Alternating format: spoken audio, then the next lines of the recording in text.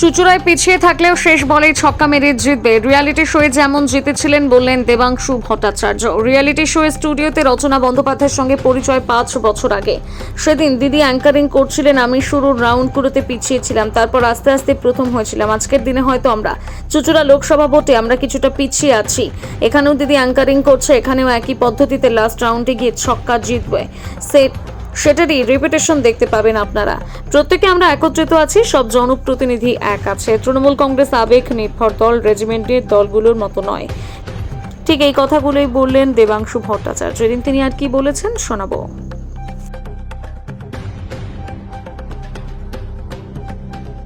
মানুষ খুব ভালো মনের মানুষ, চুঁচুড়ার মানুষ প্রত্যেককে গলায় জড়িয়ে স্বাগত জানান। আমি প্রথম দিন এসে দ্বিতীয় দিন, তৃতীয় দিন, চতুর্থ দিন যে পরিমাণ ভালোবাসা পেয়েছি, রাস্তার দুধারে মানুষের থেকে পেয়েছি, আমি কৃতজ্ঞ, আমি অভিভূত। ফলে সেই জায়গা থেকে দাঁড়িয়ে এখানে মেপে নেওয়ার কিছু প্রশ্ন নেই। মাপঝোক আমাদের তো করা হয়ে গেছে বলে আমাদের ক্যান্ডিডেট লিস্ট বহু আগে বেরিয়ে গেছে। যাদের মাপামাপির কাজ বাকি আছে তারা মাপছে বলে এখনো ক্যান্ডিডেট দিতে পারেনি। অবশ্যই চেনাটা তো অবশ্যই দরকার। দেখুন, প্রথম কথা একটা জিনিস, গোটা রাজ্যে প্রচার বা রাজনীতি করার সুবাদে আমার রাজ্যের প্রত্যেকটা বিধানসভা সম্পর্কেই কিছু কিছু করে আইডিয়া, প্রত্যেকটা লোকসভা সম্পর্কে কিছু কিছু আইডিয়া রয়েছে। এবং চুঁচুড়ায় আমি আজকে প্রথম তো নই, আমি গত বিধানসভা নির্বাচন বলুন, এই বলাগড়, সপ্তগ্রাম, চুঁচুড়া, এমনকি গত 4-5 বছরেও আমি চুঁচুড়াতে বহুবার আপনাদের ঘড়ির মোড়ে মিটিং করেছি, আপনারাও অনেকে এসেছিলেন। ফলে সেই জায়গা থেকে দাঁড়িয়ে আপনি যদি আমাকে ডেটা জিজ্ঞেস করেন, লোকসভায় কত ছিল, 19-এ কত মাইনাস ছিল, 21-এ কত প্লাস ছিল, এটা ক্যান্ডিডেট হওয়ার জন্য নয়। ক্যান্ডিডেট হওয়ার বহু আগে থেকে আমি এটাও বলে দিতে পারবো, সপ্তগ্রামও বলে দিতে পারবো, শ্রীরামপুরও বলে দিতে পারবো, উত্তরপাড়াও বলে দিতে পারবো, কারণ এটা আমি স্টাডি করি, আমার পছন্দের বিষয়। ফলে এই সম্যক ধারণা আমার রয়েছে। চুঁচুড়া সংস্কৃতির সাথে তো শুধু আমার একা না, গোটা রাজ্য পরিচিত। ফলে এটাও নতুন করে জানার কিছু নেই। আর মানুষ, চুঁচুড়ার মানুষ, আমি যেহেতু পাশের জেলা হাওড়াতেই থাকি, হাওড়া আর হুগলি তো টুইন, ফলে স্বাভাবিকভাবেই সেখানে মানুষের মধ্যে খুব একটা তফাৎ নেই। ফলে স্বাভাবিকভাবে নতুন করে জানার কিছু নেই। একটা জিনিসই জানার নতুন করে, সেটা হচ্ছে জিওগ্রাফি, অর্থাৎ কোন ওয়ার্ডের পাশে কোন ওয়ার্ড, সেইটুকু, কোন পঞ্চায়েতের পাশে কোন পঞ্চায়েত, এইটুকু আমার শুধু জেনে নিতে যেইটুকু যা সময়, বাকি সবটাই আমার মনে আপনাদের মতো আমারও কিছুটা ধারণা আছে। দিদি বিধায়ক, প্রাক্তন বিধায়ক থাকুক, এই থাকুক, সঙ্গে যে থাকছে যে নতুন প্রার্থী, তাকে নিয়ে প্রচারে বেরিয়ে গেছে, কিন্তু এখানে দেখা যাচ্ছে যে দেবাংশুকে নিজের দলকেই ঘর চলে যাচ্ছে। এটার উত্তরটা আমি দিই। প্রথম কথা হচ্ছে, বাকি কোথায় কিভাবে প্রচার হচ্ছে জানি না। প্রত্যেকটা জায়গার স্ট্র্যাটেজি, প্রত্যেকটা জায়গার নির্বাচন ধরার লড়ন, প্রত্যেকটা জায়গায় জিওগ্রাফিক্যাল পলিটিক্যাল কন্ডিশন আলাদা আলাদা, হয়তো স্বাভাবিকভাবেই। ফলে প্রত্যেকটা জায়গায় লড়াইয়ের পদ্ধতিও আলাদা।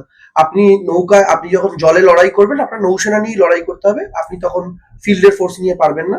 আবার যখন আপনি আকাশে লড়াই করবেন, আপনাকে বায়ুসেনা নিয়েই লড়াই করতে হবে, আপনি নৌসেনা নিয়ে পারবেন না। ফলে ফিল্ডের সাথে ট্রুপের একটা তফাৎ হয়।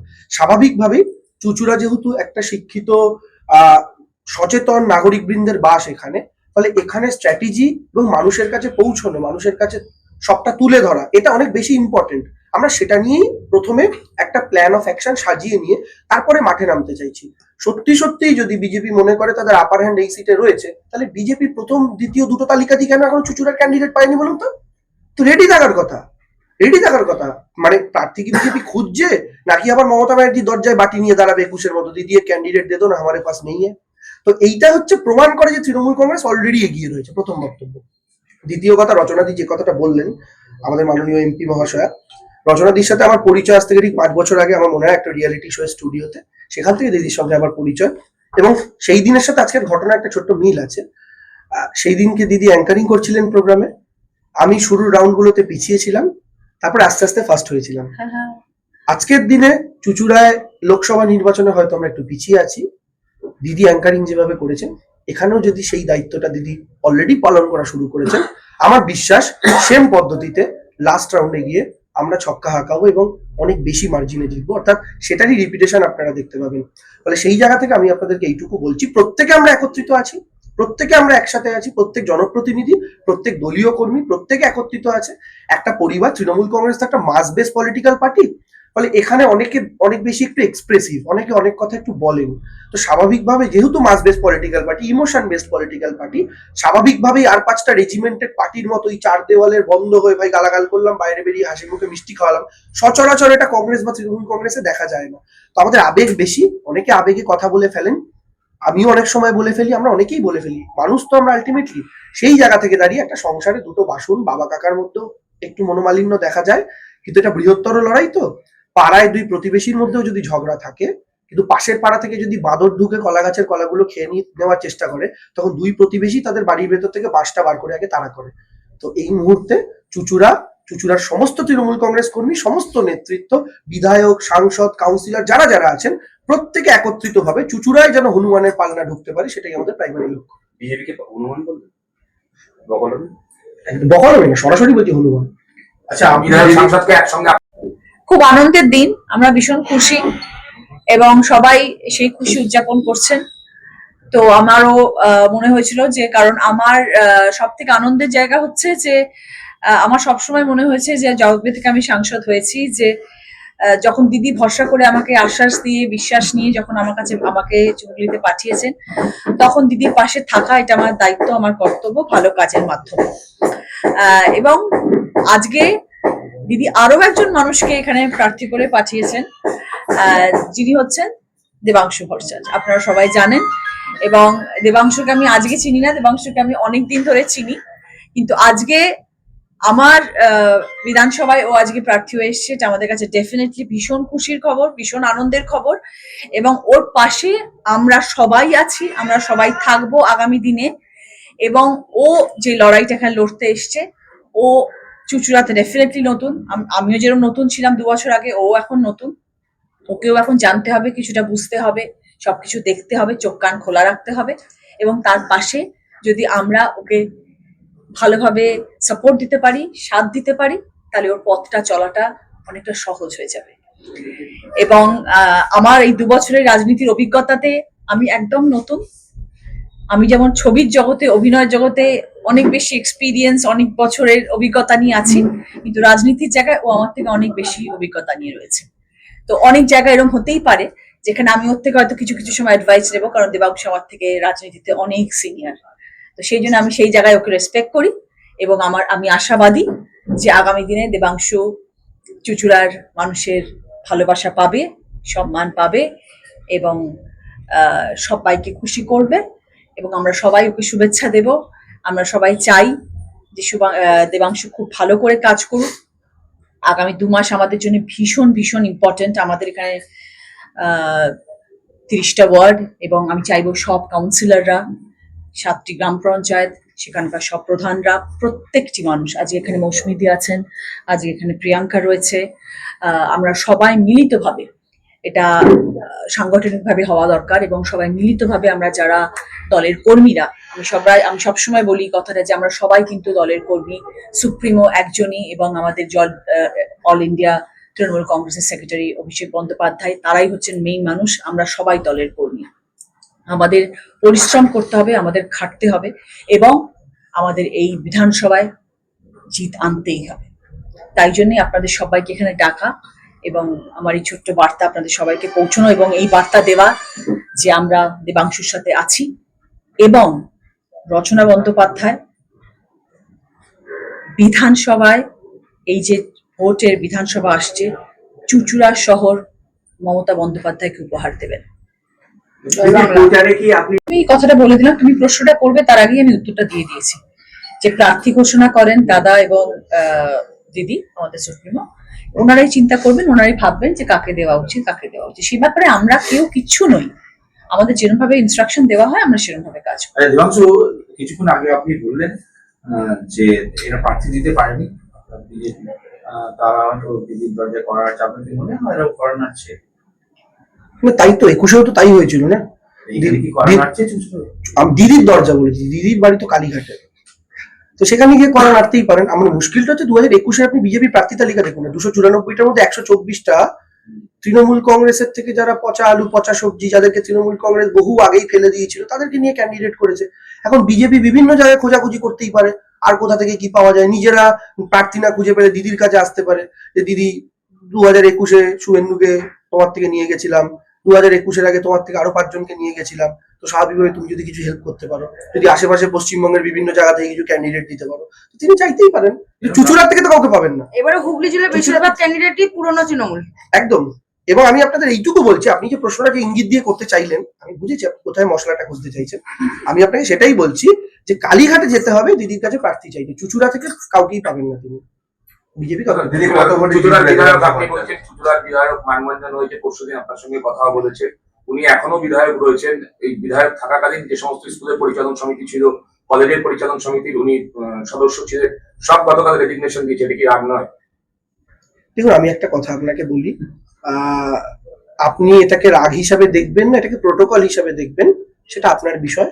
কারণ তিনি ওই পরিচালন সমিতিতে যদি বিধায়ক হিসাবে গিয়ে থাকেন, যেহেতু কোড অফ কন্ডাক্ট জারি হয়ে গেছে, অফিসিয়ালি তো তিনি সেই জায়গা থেকে পশ্চিমবঙ্গ মমতা ব্যানার্জি আর অফিসিয়ালি সেই জায়গাটা তিনি এখন অ্যাক্টিং চিফ মিনিস্টার, তো সেটা প্রত্যেক বিধায়কের ক্ষেত্রেই সত্য। তো স্বাভাবিকভাবে তিনি যদি সেই জায়গা থেকে সেই প্রোটোকল মেনটেন করে কিছু করে থাকেন, আপনি এটাকে রাগ হিসাবে দেখতে পারেন। তো আপনি কি হিসাবে দেখবেন আপনার এটা ব্যাপার, তবে আমার মনে হয় এরকম কোনো ব্যাপার নয়। আমি আবার বলছি, আমরা সবাই একসাথে আছি, সবাই একত্রিত আছি, আমরা লড়বো। আমরা চুচুড়া শুধু কেন, আমরা হুগলি লোকসভার আন্ডারে প্রত্যেকটা বিধানসভা জিতবো। আমরা হুগলি জেলার রাজনৈতিক জেলার যে 18টা বিধানসভা তার সবকটা জিতবো। পশ্চিমবঙ্গে 294টার মধ্যে আমরা 230-এর উপরে বিধানসভা জিতবো, এটা আমাদের কনফিডেন্স।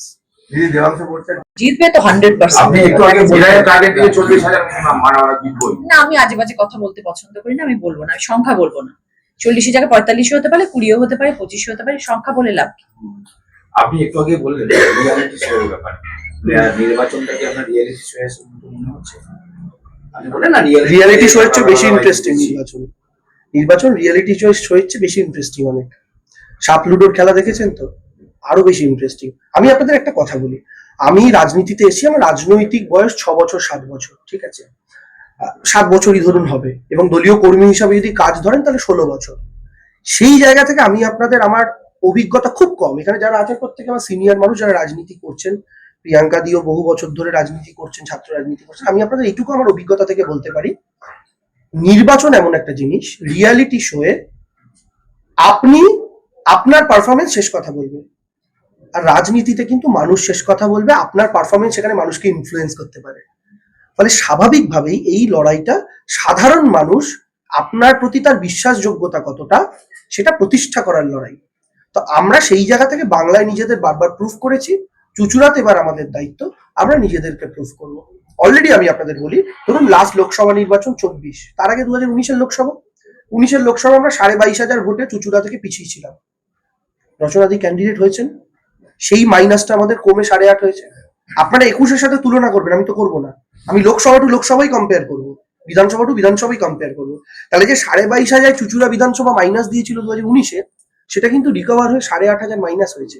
তার মানে রচনাদির পারফরমেন্স, তার ফেস ভ্যালু, তার উপরে সাধারণ মানুষের বিশ্বাসযোগ্যতা রচনাদির উপরে কিন্তু বেটার হয়েছে, এটা তো তার প্রমাণ। তো এই যে সাধারণ মানুষ এখানে ফ্যাক্টর, এবার রচনাদি 5 বছর এমপি হিসাবে কি কাজ করছেন তার উপরে নির্বাচন হবে কিন্তু 2029-এ। তখন রচনাদির কাজের ইভ্যালুয়েশন করবেন সাধারণ মানুষ। তখন এই 8,500-এর মাইনাসটা 18,000, 20,000, 38,000 প্লাসেও তো যেতে পারে। এইটা আমি বলতে চাইছি। ফলে এটার সাথে রিয়েলিটি শো এর কিন্তু কম্পারিজন হয় না।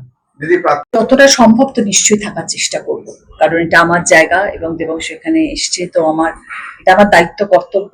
আমি যে কথাটা এক্ষুনি বললাম যে চুচুড়া শহর আমার দিদিকে উপহার দিতেই হবে, তো তার জন্য আমার দেবাংশু পাশে থাকতেই হবে। গোষ্ঠীপূর্ণ কিভাবে সামলাচ্ছেন? কালকে বিধায়ক প্রেস মিট করলো, আজকে আপনি করবেন, বিধায়কের কাছে যারা ছিল তারা এখানে নেই, আপনি যখন করছেন এরা এখানে নেই, মানে এরা কোন্দল তো রয়েইছে, আপনি তো জানেন। দেখুন, এটা তো নতুন কোনো ব্যাপার নয়, এটা শুধু চুচুড়া বলে নয়, বিভিন্ন জায়গায় বিভিন্ন রকম ভাবে বিভিন্ন ধরনের মতবিরোধ থাকতেই পারে, বিভিন্ন ধরনের মানুষ বিভিন্ন ধরনের ভাবে নিজেকে সামনে আনতেই পারে, প্রশ্ন করতেই পারে, উত্তর দিতেই পারে।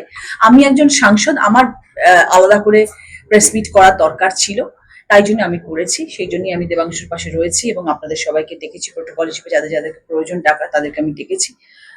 ডাকতে গেলে তো অনেক মানুষকে ডাকতে হতো, কিন্তু সেটা আমরা পরে আমরা কর্মী সভা যখন করবো আমি সেটা আলোচনা করেছি দেবাংশুর সাথে, সেখানে সবাইকে ডাকা হবে, একজন মানুষ সেখানে বাদ যাবে না। কিন্তু এটা ভীষণ পার্সোনাল একটা ব্যাপার ছিল বলে আমরা জাস্ট কয়েকজন মিলে এসেছি। সামনে লোকসভায় গত লোকসভায় আপনার হার ছিল, এই বিধানসভায়, এই বিধানসভায় কিভাবে আপনি জিতবেন আপনাদের চিন্তা ভাবনা রয়েছে, যেহেতু আপনি দেখো, আমি একটা জিনিসে ভীষণ বিশ্বাস করি, প্রার্থী ঘোষণা করেন, যদি সে নতুন প্রার্থী হয় তাহলে সে দিদি এবং আমাদের সুপ্রিমো দিদি এবং অভিষেক বন্দ্যোপাধ্যায় প্রার্থী ঠিক করেন যদি সে নতুন। আর যে এক্সিস্টিং প্রার্থীকে যদি আমরা আবার আনতে চাই তাহলে সেখানে তার গুডউইল, মানুষের বিশ্বাস, আস্থা, ভালোবাসা, তারপরে সেটাকে সার্ভে করে আইপ্যাক। সেই জায়গায় যখন কেউ জয়ী হতে পারে তখন পুরনো প্রার্থী আবার রিপিট হয়, পরিষ্কার। আর সেই জায়গাটা দল ডিসিশন নেয়, সেখানে আমরা কেউ কিছু নই। দেবাংশু অত্যন্ত পুরনো রাজনীতির মানুষ, ছাত্র যুবকরা রাজনীতির মানুষও। ওর উপর আমাদের ভরসা আছে। দিদি এবং অভিষেক তাকে পাঠিয়েছেন। গোষ্ঠী দ্বন্দ্ব এসব নিয়ে আমাদের এখন চিন্তা ভাবনা করার সময় নয়। আমাদের এখন সময় হচ্ছে মাঠে নাবার, লড়াই করা। আমরা লড়াই করতে প্রস্তুত, আমরা লড়াই করবো। আমরা দেবাংশু কিভাবে যেতে তার 100 ভাগ জন্য মাঠে লড়ে দেখিয়ে দেবো। কোনো রকম ভাবে কোনো জায়গায় আমরা হার মানতে রাজি নই। আমরা হারবো না, আমরা হার মানবই না। কোনো জায়গায় নেই, কোনো জায়গায় নেই, দেবাংশুকে হারানোর কোনো জায়গায় নেই। তো আমরা আমাদেরটা লড়ে যাব। গোষ্ঠীদ্বন্দ্ব আমরা এখন ওই সব নিয়ে চিন্তা ভাবনা বা কথা বলার তো কোনো অবকাশই নেই। ওটা নিয়ে ভাবছি না আমরা এখন, ওটা ছেড়ে দিই। যারা যারা এইসব নিয়ে আলোচনা করবে তাদের সাথে সময় নষ্ট, সেই সময় নষ্ট করার সময় এখন নেই। এখন দিদির হাত শক্ত করতে হবে, অভিষেক বন্দ্যোপাধ্যায়ের হাত শক্ত করতে হবে। অন্যান্য জায়গায় যেখানে দেখা যাচ্ছে যে